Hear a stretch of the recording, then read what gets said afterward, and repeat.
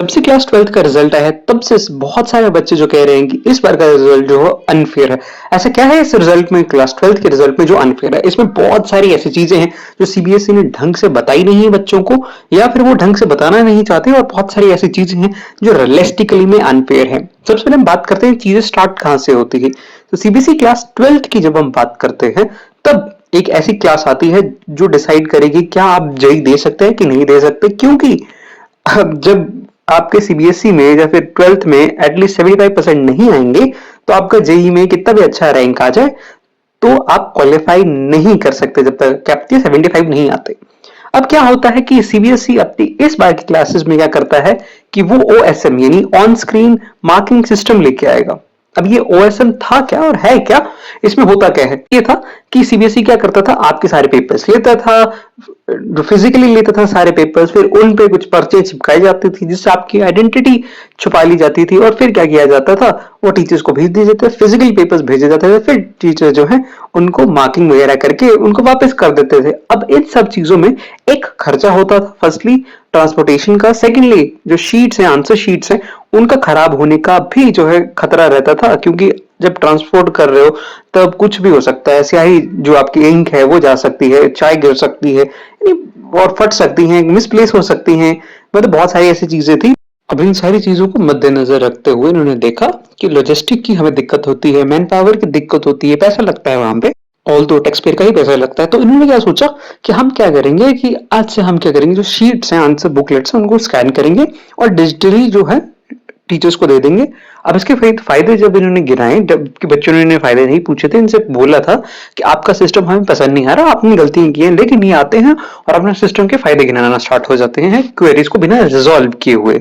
ये बात मान लेते हैं तो ये कह रहे हैं कि आपने क्या किया, स्कैन की कॉपी स्टूडेंट्स की, फिर उनको भेज दिया टीचर्स को और डिजिटली। अब इस सिस्टम के इन्होंने फायदे बताए कि इसमें क्या था, अगर कोई टीचर कोई आंसर छोड़ देता है उसको मार्किंग करने के लिए तो सिस्टम उसको अलर्ट कर देगा। इससे क्या होगा, आपकी बुकलेट ना फटेंगी, कुछ भी नहीं होगा, और टोटलिंग में भी मिस्टेक नहीं हो सकती क्योंकि सिस्टम स्वयं ही टोटल कर लेता है।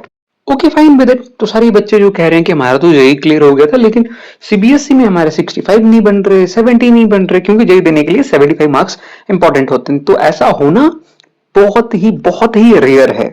क्वेश्चंस बच्चे इनसे पूछ रहे हैं वो तो ठीक है, तो कुछ क्वेश्चंस मैं भी पूछना चाहूंगा। जब इन्होंने बताया कि आप कैसे चैलेंज कर सकते हैं हमारे आंसर्स को, हमारी बुकलेट्स को, तो इन्होंने कहा कि आप रीवैल्यूएशन करवा सकते हैं, या फिर अपने जितने भी आपने आंसर्स लिखे हैं अगर उसके टोटलिंग में कोई मिस्टेक है तो आप उसको चेक करवा सकते हैं। आइए मैं आपको बताता हूँ कि फाइनेंशियल कंस्ट्रेंट्स कितने हो सकते हैं बच्चों के, यानी फाइनेंशियल दिक्कतें जिन्हें हैं वो तो रहने दीजिए, आप कुछ नहीं है इस देश में, ऐसा सीबीएसई का कहना है। तो सबसे पहले 2 स्टेप्स में आप जो है अपनी आंसर्स की वेरिफिकेशन करवा सकते हैं। सबसे पहले 19 से 22 तारीख के बीच में, please note down the dates, और आपकी स्क्रीन पे भी आ रहा होगा, 19 से 22 तारीख तक आप क्या कर सकते हैं कि आप अपनी डिजिटल कॉपी मंगवा सकते हैं। ठीक है, यानी आपने जो आंसर लिखे उसकी डिजिटल कॉपी आएगी, 19 से 22 तारीख तक आप अप्लाई कर सकते हैं इनके वेबसाइट पर। लेकिन फाइनेंशियल कंस्ट्रेंट्स मैं पूछना चाहूंगा सीबीएसई से, हर एक सब्जेक्ट के लिए 700 रुपया, 700 रुपीज किस चीज के लिए जनाब? सबसे पहले तो प्रश्न ये है, जब आपने कहा आपका बस पूरा ही डाटा पड़ा है, सारा कुछ ऑनलाइन है, तो एक क्लिक में आप जो है उसे 700 रुपए लेना है। और दूसरी तरफ आप कह रहे हैं कि अगर आपको लगता है कि कुछ दिक्कत है तो आप क्या करेंगे, 26 से 29, 26 टू 29 तारीख के बीच में आप 2 चीजों के लिए अप्लाई कर सकते हैं। सबसे पहले अपनी बुकलेट मंगवाई, फिर आप 2 में से एक चीज के लिए अप्लाई कर सकते हैं। एक, अगर आपको लगता है कि आपका जो टोटलिंग है वो गलत हुई है तो 500 रुपया दीजिए, हम देख लेंगे कि आपकी टोटलिंग ठीक है कि गलत है।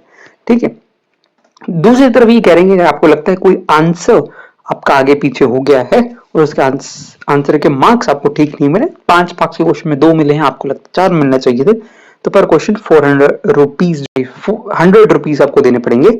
हर एक क्वेश्चन को चेक करवाने के लिए 100 रुपए आपको देना पड़ेगा, और कितने सब्जेक्ट के कितने क्वेश्चन होंगे ये आप देख लीजिएगा।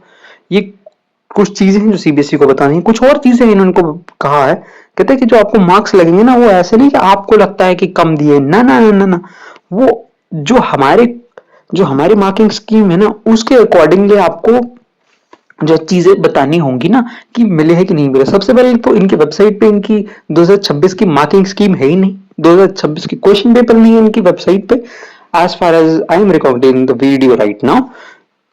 वो टोल फ्री यहाँ पे आप पूछ सकते हो फोन करके कि भाई क्या दिक्कत है, क्या दिक्कत आ रही है, क्या डाउट्स है, और I am going to tell you कि आप 100 फोन करेंगे तो 2 फोन का आंसर ये देंगे as far I know the boards.